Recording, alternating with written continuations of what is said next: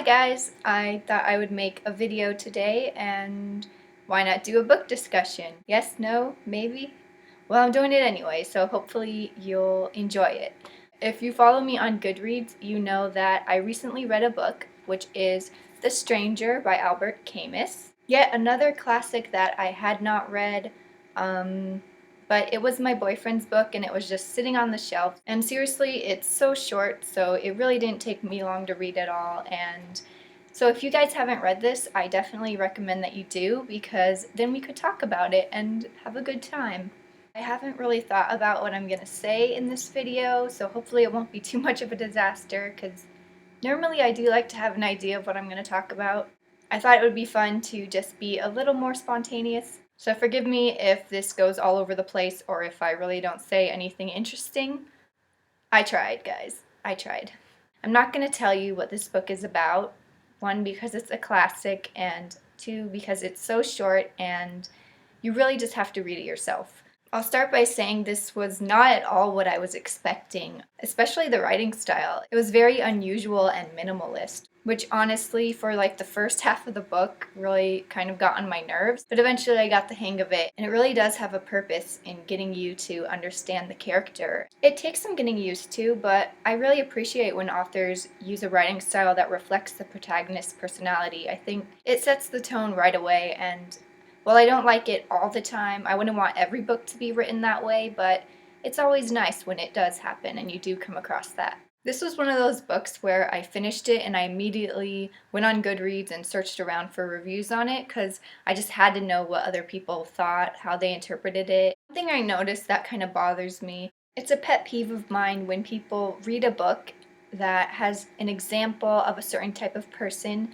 and then they act like that book is the authoritative source, and they get stuck in the mindset that all people in that category are like the one that was in the book. And it's not realistic at all to think that way, and it just frustrates me. Like in the book I just reviewed, that was about birders, and obviously not all birders are like Richard Coppell. Similarly, in this book, our protagonist is an atheist. And it's important to keep in mind that not all atheists are like him, yet I noticed that some people were taking his characteristics and making them synonymous with atheism, which really doesn't make sense because there's not one type of atheist. And I'm not saying anything for or against atheism, it's just, it bothers me when people stereotype in that way. Especially if they get the stereotype from a book. That's very unfortunate, because I think books are supposed to make you more aware of things and be open-minded and not get stuck in this little box. We need to think outside of the box and read in between the lines. And I think if you focus too much on one aspect of a person, you kind of end up missing the point, because you're not able to get past it and see what was really trying to be shown. And I'm sorry if that sounds pretentious at all. I'm definitely not very good at analyzing books, but in reading the book, to me the interesting thing was not that he was an atheist, because there are lots of atheists in the world who are certainly not like him, who don't view life the way he does, who don't act the way he does. The interesting thing was that he was different, just in general. He was a stranger to society, and because of that, he was condemned. I loved how this book forces you to see how our society isn't really set up to deal with people like him who are that different. And in reading the book, I found that kind of amusing, but very sad at the same time. Amusing in that the way other people would respond to him, they didn't know what to think. I found their bewilderment kind of amusing. But the overall situation isn't funny, of course. It's actually very sad, and I'm sure our society has come a little ways since the time this book was written, in knowing how to deal with people and their differences, especially in a criminal case. I really don't know a whole lot about the criminal justice system, but obviously when they're investigating, they do want to find out the motive behind criminals and their behavior. And the popular opinion is that if you kill without reason, then you're essentially a monster. But what happens if they do have a reason, but it's just very obscure and seems really irrational? And that's what happened in this book. He tells them the truth about what happened, and he did have a reason for what he did, but because it was so irrational and hard to understand, that made it invalid to them. They would not accept it, and Therefore, he had no reason, which made him a monster in their eyes. A soulless monster who deserved to be punished even more than, say, someone who killed their family members. Even though it's really just that his way of thinking is so different than everyone else's, and he really can't be compared with other criminals. I'm not saying that excuses what he did.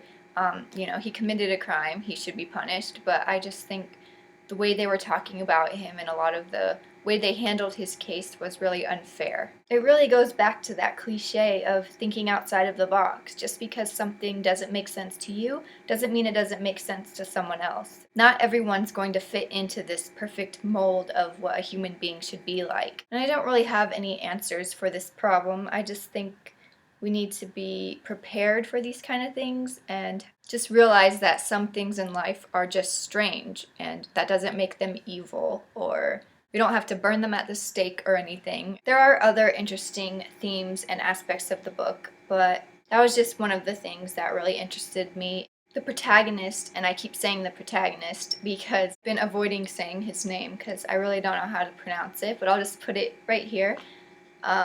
Maybe some of you could tell me how it's pronounced. But anyways, he does have a very interesting worldview. I am really intrigued by philosophy, but I'm definitely not an expert on the subject, so I don't really have a lot to add as far as trying to classify his views into some particular philosophy. I know some people consider it absurdism or existentialism. His philosophies are part of what makes him a stranger to society. I think it's some combination of that and his nature. He doesn't experience emotions the way most people do. I know in these kind of cases they take into account whether or not the criminal feels remorse for what they did, but how much weight is placed on that? And what happens if they're not capable of remorse? They don't feel remorse for anything. Does that make it irrelevant? I don't know. I should probably brush up on my crime knowledge. I suppose that's it for my little ramble on The Stranger. There is a lot more I could say about it, but I can't really get my thoughts together right now. If any of you guys have read this book, please let me know, especially if you've done a review on it. It doesn't matter if it's a video review or a written review. But if you haven't read this and you do end up reading it in the future, feel free to come back to this video at any time and either comment or leave a video response. I want to know what you think, good or bad, doesn't matter.